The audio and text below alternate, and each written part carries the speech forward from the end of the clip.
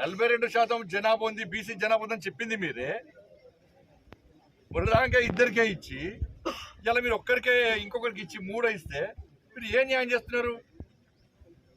ఆ సురేఖకు కూడా మళ్ళీ మహిళా కోటలు ఇచ్చారు. కానీ బీసీల గురించి మాట్లాడే అర్హత మీకు లేదు. 2500 రూపాయలు పెన్షన్ ఇస్తున్నారు. దాని మీద సభ పెట్టుకోండి, సభల ద్వారా స్పష్టం చేయండి. అలా దానిలో బీసీ ఎస్సీ ఎస్టీలు ఎక్కువ ఉంటారు కదా, ఆ న్యాయకు 6 గ్యారెంటీ వాళ్ళకి ఎక్కువ ఉంటాయి కదా. మరి 2500 రూపాయలు ఎందుకు వెళ్ళి మహిళలకు ఇస్తా అని చెప్పి 4000 రూపాయలు ఆసరా పెన్షన్స్ ఇస్తున్నారు, ఎందుకు వెళ్ళలేదు? నిరుద్యోగ వృత్తి ఇస్తున్నారు, ఎందుకు వెళ్ళలేదు? రైతు భరోసా 1 సంవత్సరం రెగ్గొట్టారు. ఒక్కొక్క రైతుకు ఎకరానికి 21,000 రూపాయలు బాకీ ఉంది కాంగ్రెస్ పార్టీ ప్రభుత్వం. ఇవాళ వేదిక ద్వారా స్పష్టం చేయండి. బోనస్ ఇస్తున్నారు, 14 పంటలకు బోనస్ ఇస్తున్నారు, 3 పంటలకే ఇచ్చారు, అది కూడా అందరికీ ఇవ్వాలి.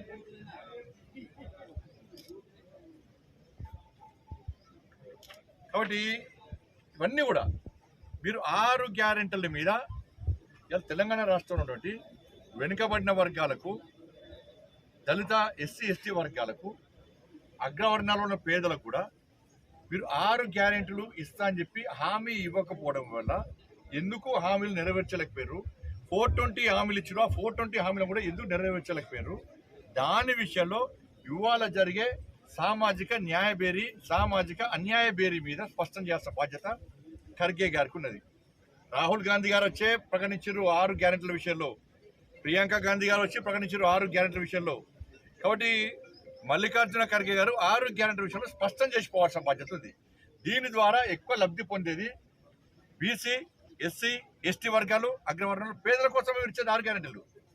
మరి అవ్వయ్యాక మీరు వాళ్ళు వచ్చి సామాజిక న్యాయ పేరుతో తెలంగాణ సమాజం నమ్మిస్తా అంటే, తెలంగాణ సమాజానికి తెలుసు భారతీయ జనతా పార్టీ, కేంద్ర ప్రభుత్వము, ఎన్డీఏ ప్రభుత్వం, మోడీ ప్రభుత్వం ఏం చేస్తుందో బీసీలకు అన్నీ తెలుసు.